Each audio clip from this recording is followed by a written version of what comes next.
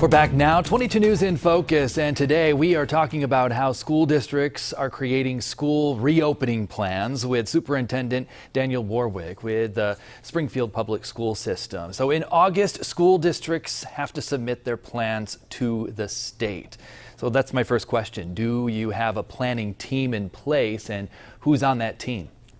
So we've had a planning team in place for some time now. Exercising, putting the whole remote plan in place, and now working on this three-plan process that the commissioner's been talking about. And we have various educators, special educators, curriculum specialists, our school nursing director. We have help from the public health department, so that we have a cadre of professionals that are experienced educators, principals. We've been meeting weekly with the teachers union to get their input. And we've been meeting weekly with the teachers union since school closed back in March, again, to hear a teacher voice in the whole process as well. But we have a really expert team of folks that I'm very, very proud of that helped us execute the remote plan. And we'll put these three plans together and we'll execute them effectively. And you mentioned communication right there, and different communication plans for outreach to students, parents, staff, and community context. Do you have something like that in place as you move forward with all of this, specifically once the school year starts?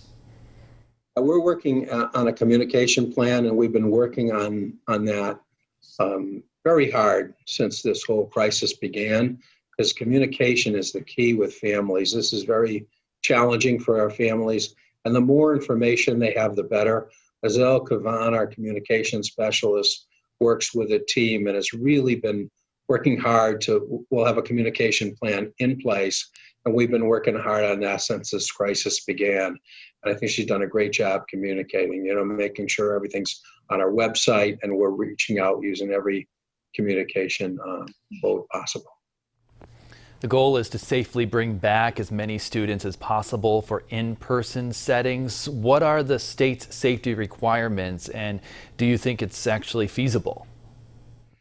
Yes, I do. I think that we're looking at our buildings, and I think that, our job is to make sure we provide the best we can for our kids. So we're going to make sure we organize around this pandemic and what's best for our kids. So we feel we'll be able to do that. We're looking at best practices across the state, seeing what we can learn from other educators, other superintendents.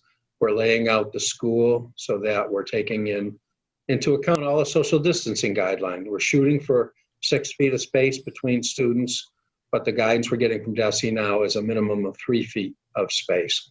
We think we can come to 6 feet in most cases.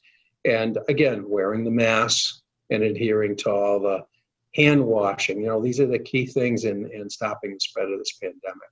So we're going to be up and ready to execute that plan so our kids can return safely. You mentioned that social distancing, and that's obviously going to reduce class sizes. Do you think that in a weird way it could be better for students because they'll have more attention with more interaction with their instructor, their teacher? Well, we know that the interaction between the students and teachers is the most important thing, and our teachers do an absolutely fabulous job. So we'll be taking a look at the expertise of our staff and trying to make the assignments very carefully so that everyone will be comfortable with their role and they'll be able to execute it well. And we're confident that's what's going to happen. And what happens if there is a positive COVID-19 case in one of the schools? How do you communicate that to parents, first of all, and then what is the protocol?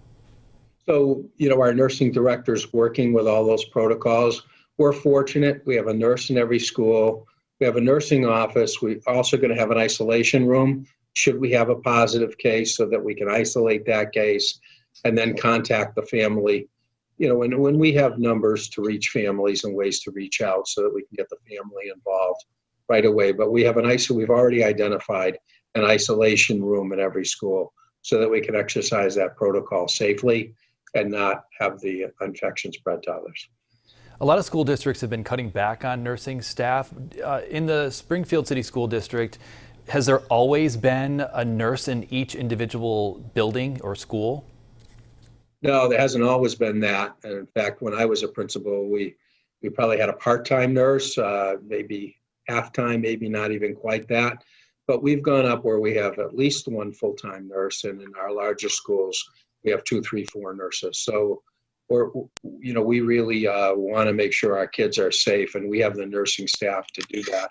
And we have an outstanding nursing director that really has provided a lot of great PD for our nurses and is really putting together all our safety protocols on this from a health standpoint.